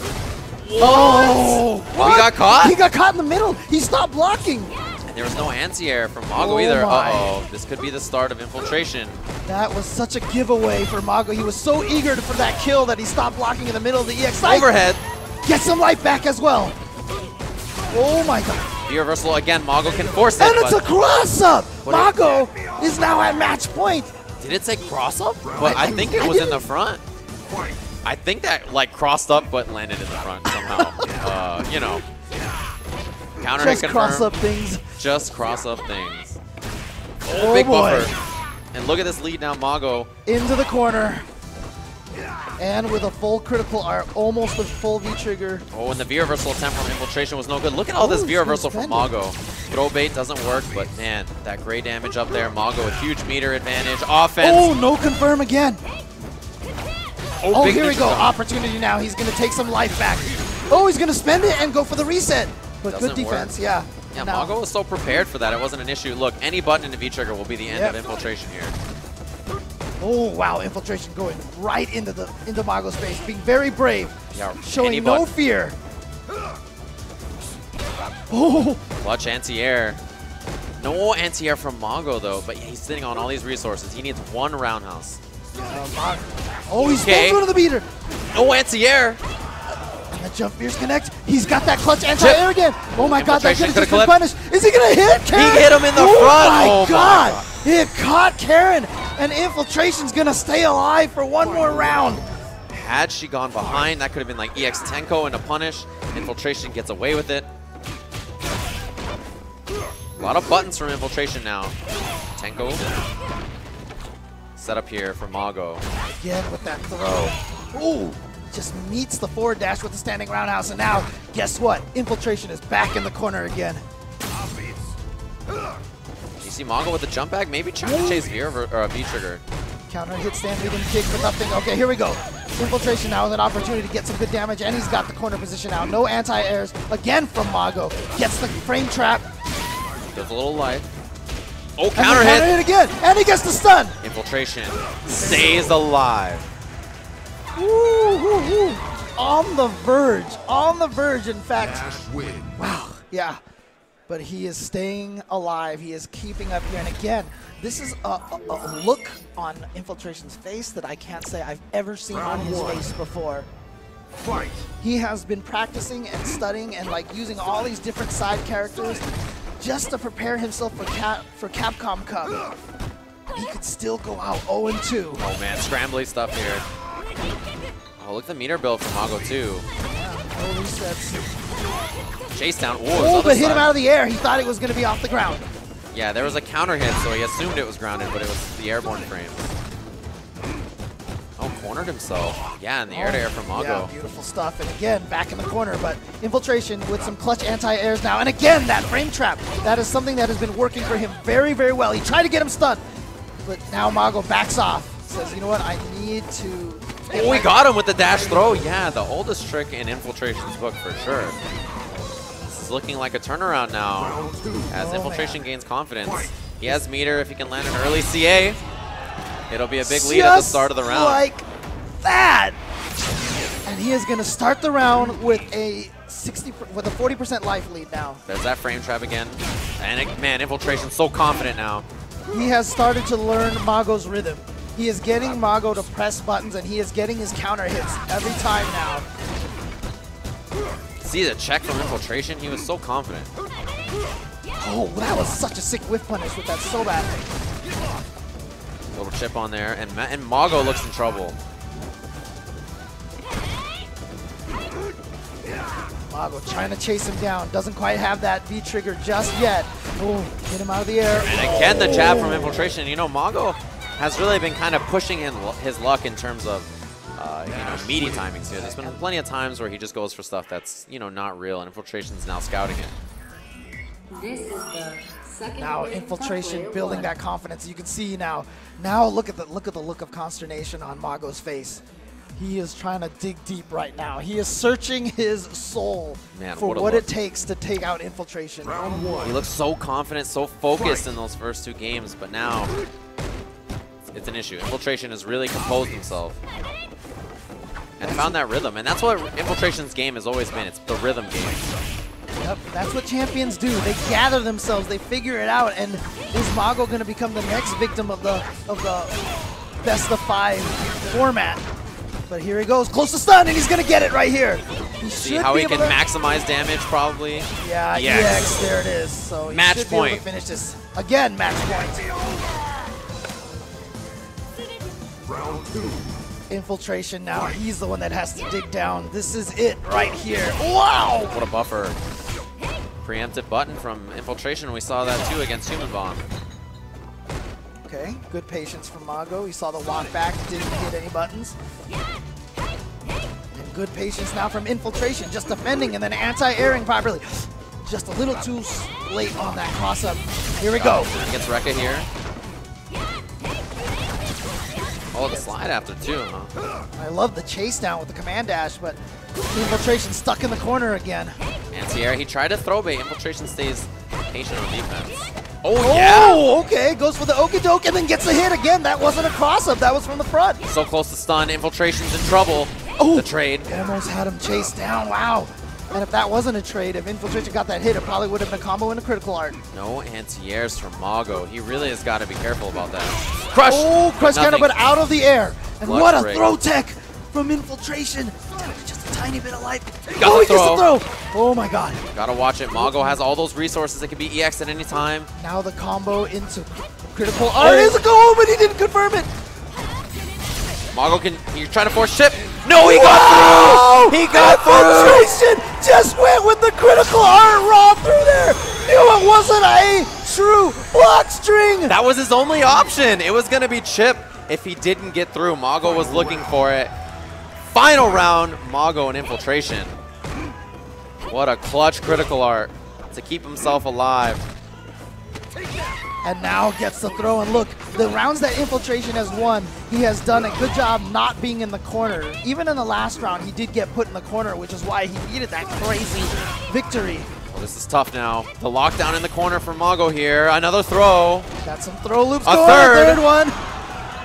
He waits. Infiltration. But he gets the fourth one. He's Oh! Tex. He's got him. That's it, he's a stun. He's stunned, and he's got the critical art. There it is. Mago has defeated Infiltration. Infiltration is out of Capcom Cup 2016. He has gone 0-2. What a year Infiltration has had. So much success at so many key times, but not here at Capcom Cup. It's so crazy to think about that guy, the EVO champion, going 0-2 in Capcom Cup. Nobody expected that. Stream chat, spam the not like this, because that's... What just happened? That was the first match of losers. Infiltration, EVO champion. EVO champion. Last year, third place at Capcom Cup. I don't even know what to say. It's hard. I'm such at a loss for words right now. He was the guy. I mean, we figured, you know, the losses he was having throughout the year were for data purposes. We made up so many excuses, but really, it just seems like other people have figured it out and have played at, you know, at a level now that he is not at. And of course, you know, he's not done, obviously. Infiltration's one of those guys that you know that next year he's going to come out with something crazy. Well, the other thing, too, is that, you know, the latter half of the year, remember, Infiltration also took it upon himself to kind of go into this teacher role, in which he really started trying to help, you know, Verloren and XYZZY and Punko and all these other guys. But you don't expect that kind of performance out of Infiltration at all. No. Man, that was crazy. Players that could also go 0-2. This is one of them. Both of these guys, Berlino and Daigo Umehara. Oh my. Daigo Umehara with the potential to go 0-2 despite the floppy disk clutch, which I have no idea. Oh, I guess he's saving himself. I have no idea. I don't know. I can also tell you that other people could potentially go 0-2. Tokido. He could be another person who goes 0-2 in this bracket. Man. You know, Phenom, Justin Wong. There's so many players and losers that have got to survive. Yeah. Justin Wong, he's gone 0-2, I think. He went 0-2 last year. Yeah. Well, here we go. It is Daigo Umehara, Hyper X Daigo Umehara, going up against Flip-Size Brolinho. Big jump. Well, I thought he was just going to command throw him. That's a proven strategy against Daigo. You know, just 5 times. Just do it. Go for it. That's a minimum. Out of the air. Again, getting back thrown into the corner. But I like Brolinho's movement so far. He's not been scared to forward dash. He's not been scared to try to jump in over fireballs. This has been such a problem character for Daigo all year, too. How many fireballs, guy? Yeah, he's kind of figured this match out a little bit towards the end. I heard that he played against Phenom in some casuals and was able to beat him really well since that Canada Cup match. But look, it wasn't on stream. We haven't seen it since then. But yeah, he has struggled with this character throughout the year. He's had his ups and downs versus him. Yeah. But you can see so far that he has really turned things around with the fireball game and the control there. Oh, wow, surprised with the offense, right? Oh, nice. Just a raw stomp, but he missed it. He did it a little too early. Oh, that's such a huge miss. Because that might have been enough. The EX command throw and the uppercut might have been enough. It would have been a lot of damage. Daigo lands the sweep. He, of course, had V-trigger. So had that been blocked, he could have kept it safe. I like that throw. You see Brolino whiffing throw a couple of times already. That's the fake size move. He wants Daigo to jump.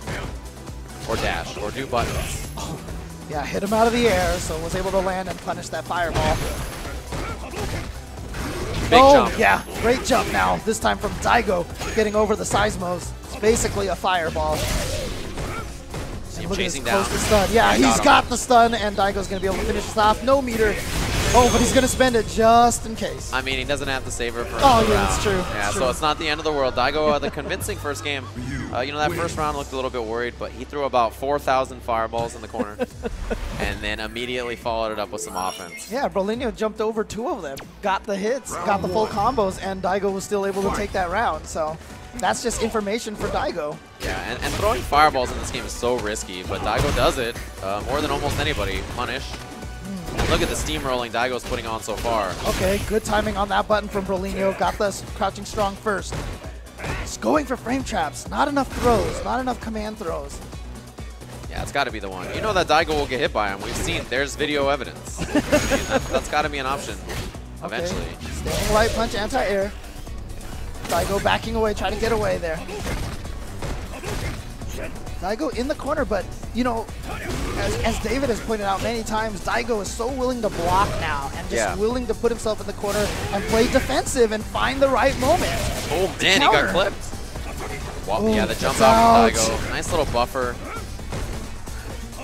Oh, and the little medium punch whip, and then he's got the fireball anyway. Daigo with a great round. It started off offensively, but then you see him turn it down, as you mentioned. He's willing to block and play slow. And there you saw that signature Daigo walk forward into low forward, low medium kick. You know, oh, again, he mistimed the command throw. And such a slow and steady style from Daigo so far.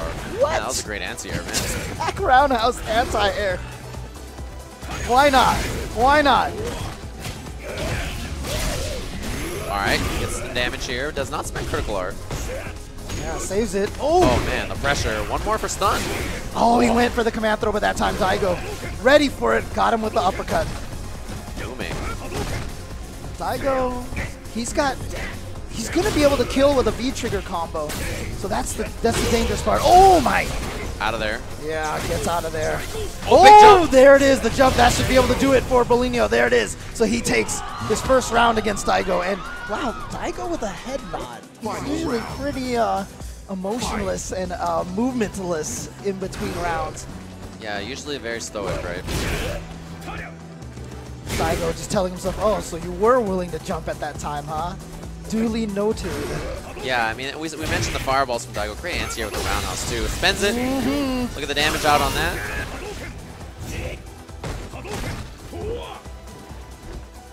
I like the little neutral jump, too, just in case.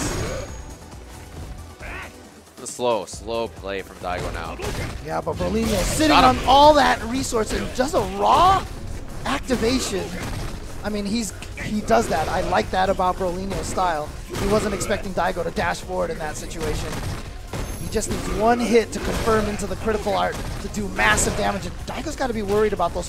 Careful with those fireballs, because he can definitely critical art right through those. The patience again. What a whiff. Yeah, and so in that scenario, you walk backwards and you hit a button right after you would block the stomp. If the stomp is blocked, nothing comes out. Right. If the stomp misses, you get a whiff punish, and that's what Daigo did so with the sweep. Those distance option selects, like when you don't know if the Dulcim drill is going to hit you or something like that, right? Just hit the button after you would block it. Right.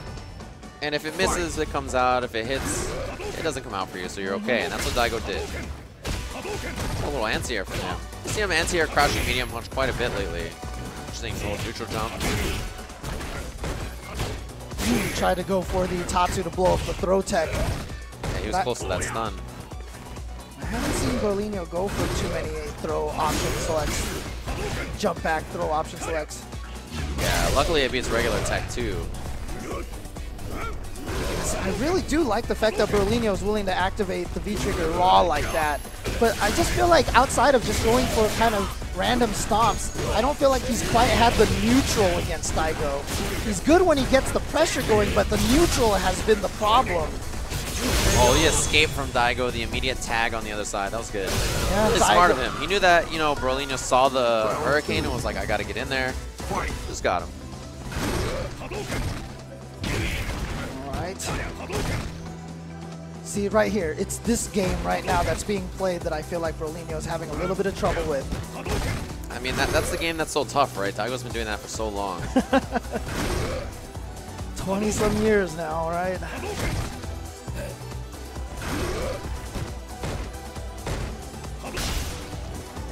Okay, gets the anti-air. Got Daigo to jump in. Oh, no. Yeah, uppercut was ready. Man, Daigo is just so willing to play this little mid-range game. Back throw's good from Daigo.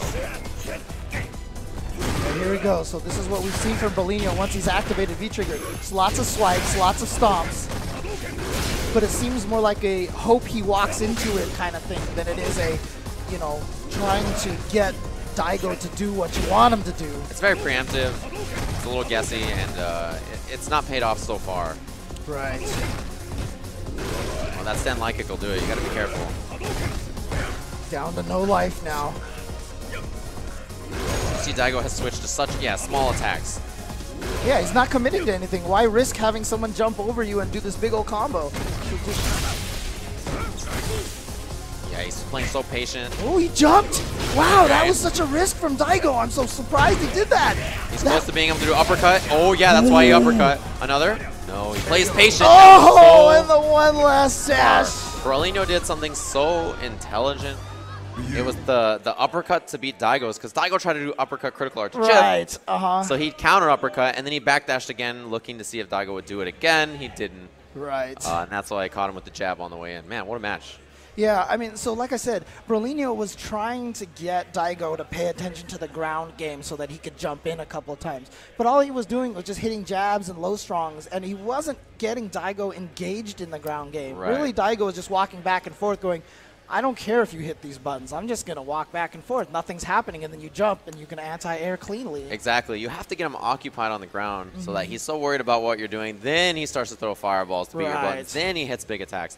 But Daigo's just kind of hanging out and had all the answers. Like no standing roundhouses from Berlino. I was really surprised about that because he was in range a lot just to have the jab whiff like right in front of his face. That would have been in range for like some standing roundhouses and such. Right. But unfortunately, like you said, Daigo's kind of good at footsies. He's done it once or twice. He's pretty good. He's probably got a chapter in the book about that. Yeah. Just go and check that one out. Two Americans slunging it out. Okay. And it's going to be two of the better Shoto players in the country. Yeah. Christitarian and XSK Samurai. This is going to be the classic Ryu versus Ken. You know, these two played not too long ago, right? In ESL King of the Hill. They played a long set. It was 10-9. Oh, man. So these two, when they played the matches, were incredibly close. Yeah. XSK Samurai, one of the few remaining excellent fireball throwers in using Ryu here in Street Fighter V. It's one of the toughest things to do, because if you look at the fireball as like something completely different, like you're shooting at them from across the screen, as opposed to being a really, really good poke that never runs out. Yeah, it's really hard to use fireballs properly. And I mean, look, you throw 30 fireballs, and all of them are blocked, and then you jump over one, and the damage output is so in the jump's favor. It's such a dangerous tool, but one that when you master, it can be devastating.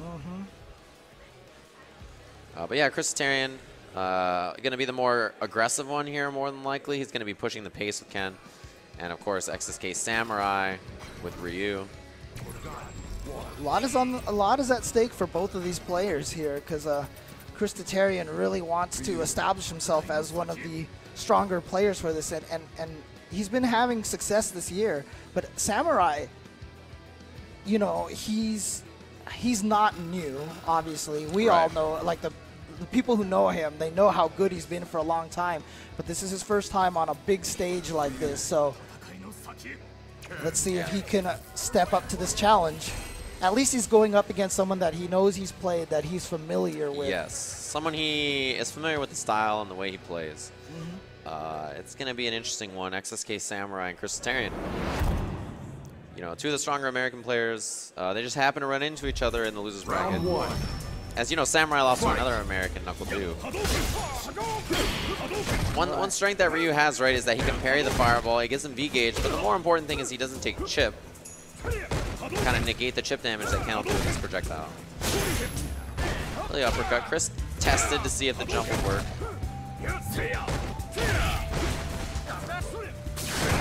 EX fireball just in case. Ah! Love that Samurai got to the other side. Lands on it. There's the Fierce just looking for the frame trap. Doesn't find it. Wow, second hit! And it worked. Oh, yeah, throw like OS, but the wrong way. That time it's the right way. Wait, let me try this again. Oh, wow, fireball into V-trigger. So, nice corner carry, and here comes that pressure now. Big sweep. Samurai has the positioning. See him play patient. Oh, and what a jump timing now. Gonna be big damage here. Just a little bit. Oh, and he did it. He did the delayed uppercut. He did that at King of the Hill. He did the same thing at King of the Hill, James. He did it again. And when I asked him why, he said, you know, I just really felt like it was the right thing to do. Well, it was the right thing to do again, and it worked out for him. And now he's bullying? Okay, guys. Again, he just wanted to establish it now. He wants Chris to think about the wake-up, so now that's going to open up meaty throws for Samurai. And meaty everything, right? Oh no. Man. Crushed. Damage output on this is massive. Ow. And he's also got the V-trigger fireballs now, which are super fast and really potent. But here comes Chris. He gets the throw. Oh my. Got him. Double uppercut. Oh, and he's going to spend the meter. Yeah, he wants to take this round. That's very smart. Very smart. So, Samurai, a couple of big bets, you could say. But, you know, that's what'll happen sometimes. But I like that. Yeah, you got to send that message, right? I mean, he took the first round, and he's kind of establishing stuff in this first game. He's establishing that, look, yes, I'm a very careful, logical player, but I will be willing to do illogical things from time to time. And that's going to keep Chris on his toes. Oh, not a punish, yeah, so Samurai eats some damage. But yeah, it's a good message to send, and you can see this round is going well for Samurai with the more patient stuff. Wake up buttons from Chris. But that's all Ken needs. What a chase. That was so sick from Chris. That was so good. Good block. Punish? No. Oh. No anti-air either. Wasn't ready for that. That was massive for Samurai. You can see the defense.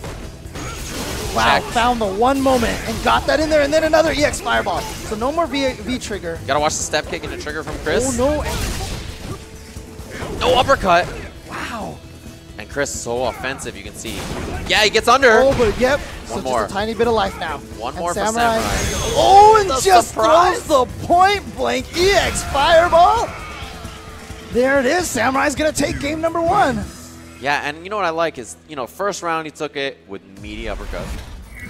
Second round he loses. Third round, it's incredibly solid play. It's just the slow, methodical play. It's very different, right? Whip punish. Yeah, always said at the highest levels, the more logical you play, the easier it is for top players to beat you. And so you kind of have to do some crazy things from time to time. And that is definitely what Samurai has done. He's established some craziness.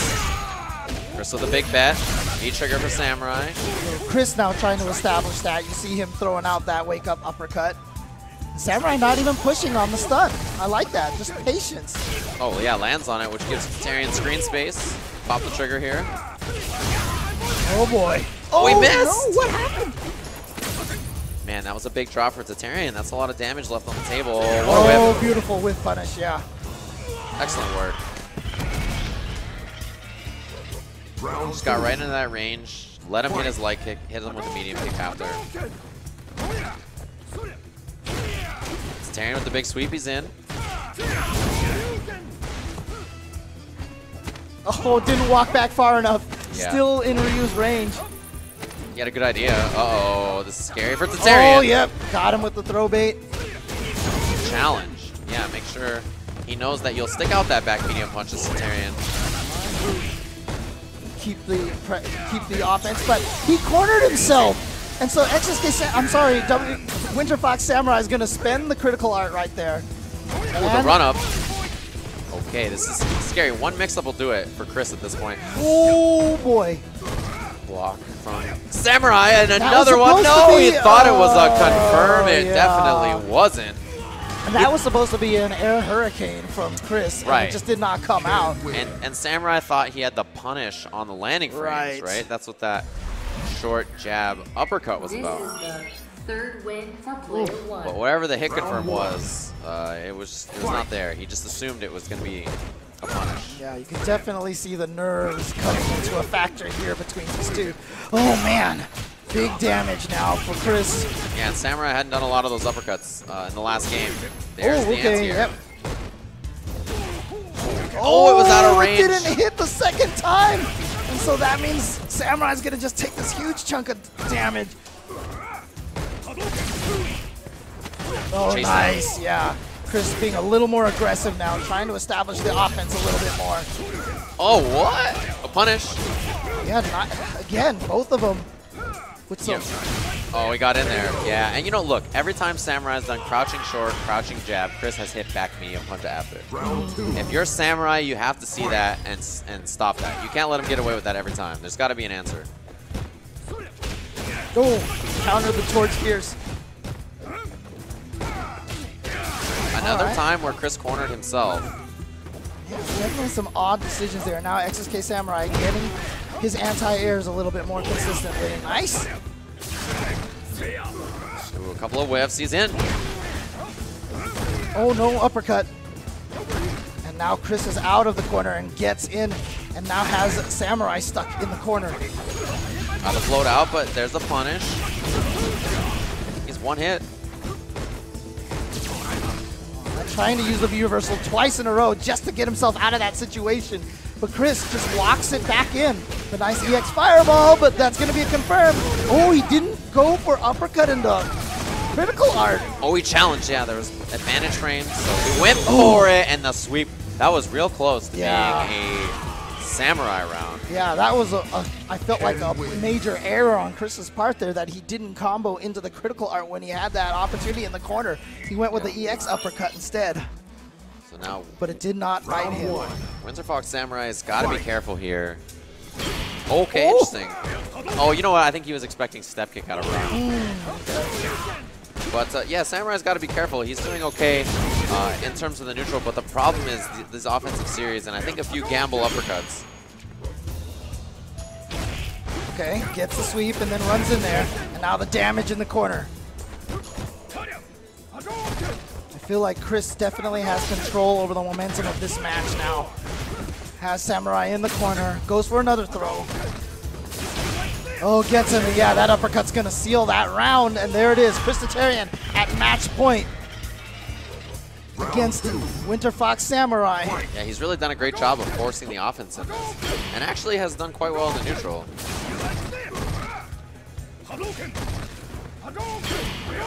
Right. Oh, that was beautiful, yeah. To use heavy uppercut there, too, that was perfect spacing. Okay. Oh, the run's not contested from Samurai. That's got to be punished, yep. Oh, just walks him and punches him in the face. Yeah, big fears. Oh, punish. Yeah. Chris being a little overzealous with some of the stuff he's going for here, but he's so confident, and Samurai's not answering.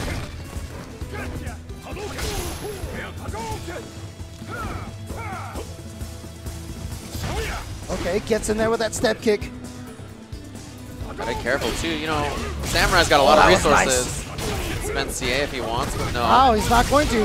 And yeah, that activation is safe. Oh, that comboed. Is that enough? It is enough. There it is. Samurai taking that round with a clutch critical art combo. Final round. Still at match point for Chris Tatarian, however. And Chris Tatarian sitting on a full bar. Yeah, tons of resources down there. Those are EX Tatsus to get in, or, you know, he can hit confirm. Beautiful autocorrect, but the wake up, the meaty timing from Chris a little off, got back thrown. And And now you see him just slowly trying to inch his way forward. So I like that Samurai did that forward dash and kind of stole that space. But unfortunately, Samurai using those EX fireballs, so he's still sitting with no resources. Let's get the anti-air. Oh, this time it's over. Oh, here we go. Big opportunity, big damage. And it was counter hit because Chris was in the middle of the run. Yeah, try to bait throw. Samurai staying so patient there. Great uppercut, uses the EX to try to get as much damage as possible. And Samurai does have V-reversal. Yeah, you gotta watch that. Yeah, but this is not over by any stretch of the imagination. Ken can dish out the damage so fast. Oh, for sure, yeah. This character is so threatening right now. Oh, he's in, but it didn't hit as many. He thought it was going to hit twice, so he didn't have the button on the ground fast enough to combo. Yeah, plus it was on the other side. I'm not sure if he was prepared. Oh, missed Tatsu. Oh, he spends his last EX. And the standing medium kick to check the forward movement from Christitarian. Samurai ties it up 2-2. The reason that was so good, too, is because Chris expected there to be block stun on the fireball so he could run in behind it, but it was the parry which removed the block stun and allowed him to answer quicker. Something that, you know, every other character has to sit there and block that, but Ryu has that parry available. All right, punish. Yeah, the last hit of that forward heavy punch didn't connect.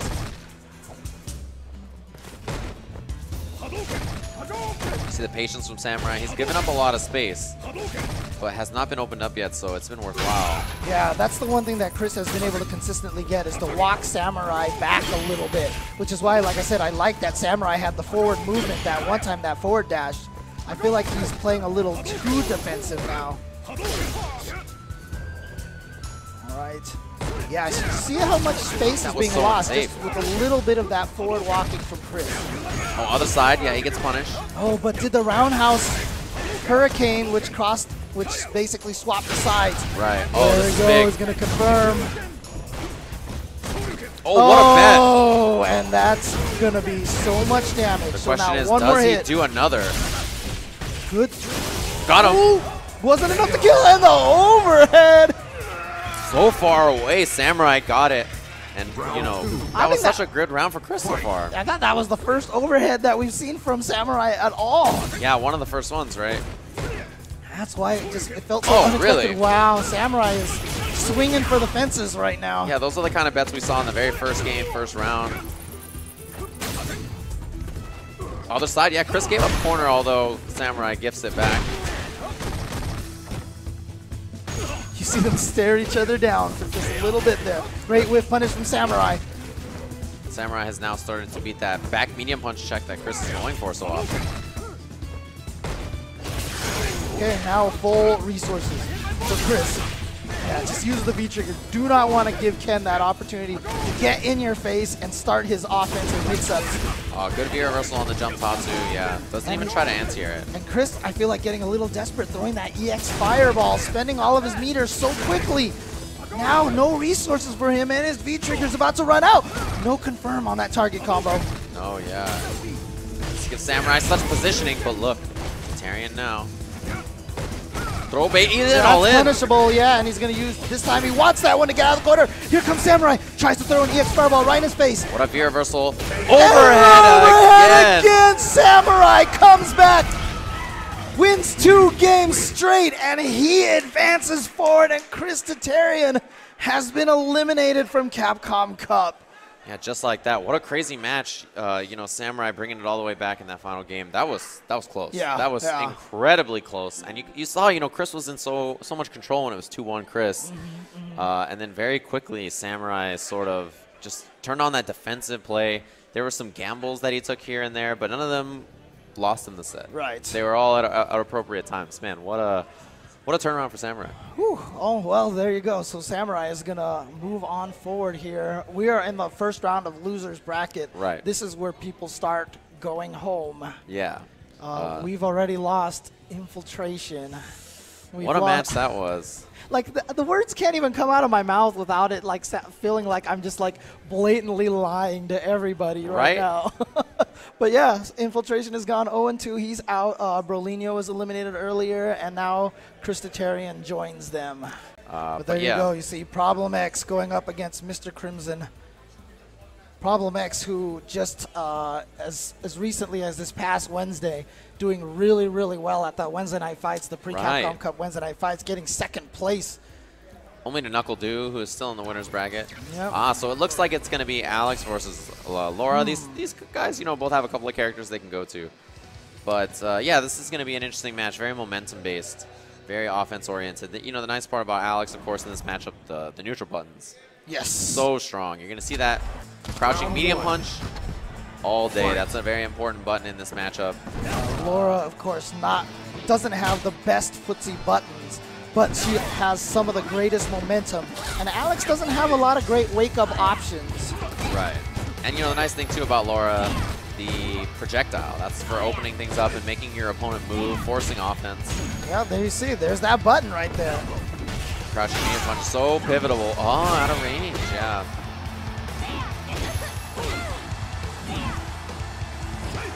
Yeah, look how much life Mr. Crimson has already lost. And it's just from incidental crouch medium punches and elbow slashes. That's it.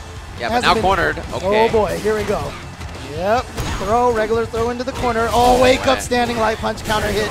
Able to confirm in the V trigger, and there it is. Problem X going to take that first round. Yeah, that was a nice confirm off that wake up jab too.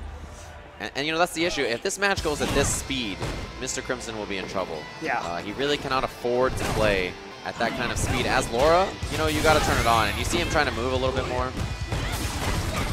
Well, the Problem X is doing such a good job controlling the pace of this match, making Crimson play his game. Ooh, touching buttons there. That's plus on block. That towards heavy punch. Yeah, +3 after that. You have to respect the mix-up, unless you have a character who has an uppercut or some kind of reversal. There we go. Oh yeah, right, just like that. Just into the critical art. And yeah, I mean, look, let's not mince words here. That was all Problem X. All Problem, yeah. All Problem X that first game. So are we going to see a potential change to Dalsum for Crimson? Remember, in the winner's side, he had that same kind of situation, and he switched to Dalsum against Ken. Actually did better, but he is going to stick with Laura here. I mean, same kind of situation, right, where the character matchup, you really do not want to play Dalsum versus Alex. As good as this character is at the poking and stuff, right, you start to add in that offense and that explosion and that horizontal movement with the elbow dash, it's tough. And look at this keep out. Man, it's so incredibly strong. From Problem X, the patience. Yeah. Like I said, he is 100% controlling the pace of this match, and he's doing it with one button. Yeah. It's crouching medium and standing medium punch. That's it. It's just those two attacks. And elbow dash. Those are the moves, and that's all it takes. Oh, finally a jump. This is the chance for Crimson. Goes in there with that meaty elbow. What a throw tech. Oh, crushed. Look at that. The walk up forward. Fierce. And that was beautiful because Crimson had been so scared to touch buttons because of that crouching medium punch. So Problem X took a step forward to make it seem like, oh, I know you're blocking. I'm going to take advantage by throwing you. But instead, goes for the crush counter instead. Big damage off this.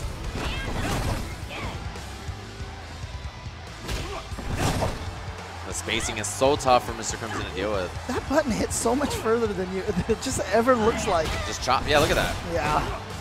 Oh, man. And just one after another after another. It's so tough. Okay, here we go. Huge opportunity now. I mean, Laura can win matches just like this. All right, he gets the meaty. Yep. Confirm and he goes for the command grab, but Problem X, no proper punish. And here we go. Oh, that was a real ambiguous mix. Yeah, that could have been bad. Okay, out of there. Using the armor. Oh. But Alex has the Oh, the chase down. Yeah, that's the most common mistake. You see that EX fireball, you hold up back, the Laura player will almost always be ready for it. Yep. It's kind of just a panic thing your brain will tell you to do. Yeah, because it locks you in place when you try to walk backwards. Right. And so you're like, oh, I want to move backwards, and so I'm just going to jump back. And then Laura's are all ready for that.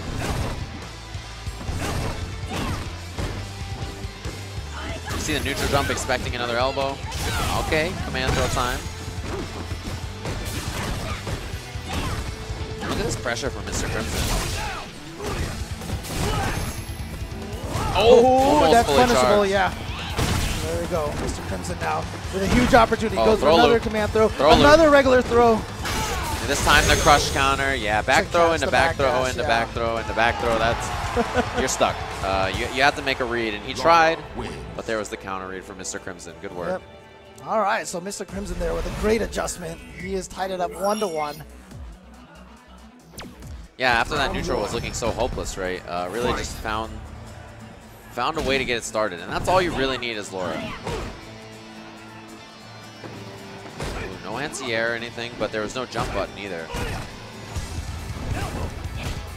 There's that anti-air light punch. Haven't seen that much, but Mr. Crimson hasn't been jumping that much, to be honest with you. Oh, gets in with the command throw. Here we go.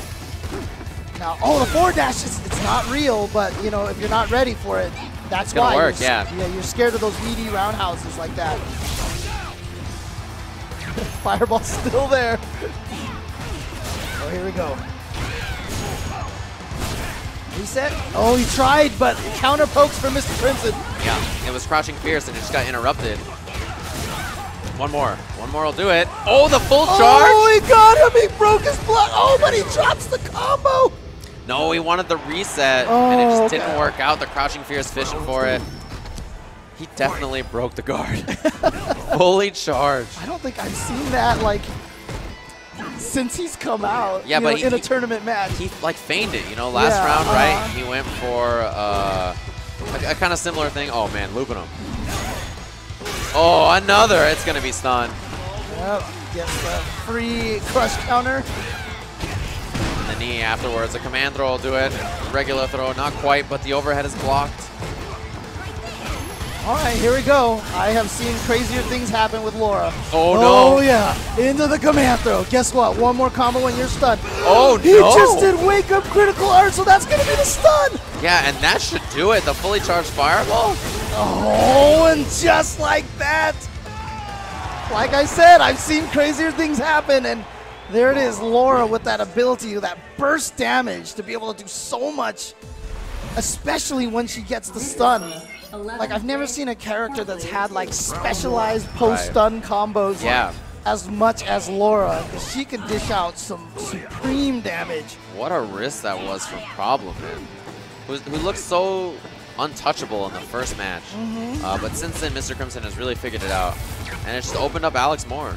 And that's the issue we mentioned with Alex's defense, of course. Wow, jump. Yeah, great read on the command throw. Was able to get the punish and then gets the crush counter. Reset. One more, that's done. Everything going Mr. Crimson's way. Meaty at the combo again. Oh, nice backdash. Okay, still a chance. Using that combo to switch sides. Spends some meter. Oh! Parried the V reversal. He goes for the reset, but... What a guy. That reset he attempted. Downtown. Too far. What a series he had there for a minute. That was almost the reverse comeback from Problem X. Yeah, Mr. Crimson's really kind of figured out this neutral game here. Either that or Problem X just hasn't been going to that crouching medium punch as often as he did in that first game. I mean, he's hitting it. There's just been better movement out of Mr. Crimson better to get around it. Yeah. Oh man, one more for stun. That'll do it. Oh boy. Can do the fireball since another one was already on screen, but still gets damage. Oh man, one more will do it. There it is, man. There it is, the sweep, and Mr. Crimson has eliminated Problem X. Problem X going down 0-2. Man, what a crazy turnaround that was. It was so convincing the other way in that first match.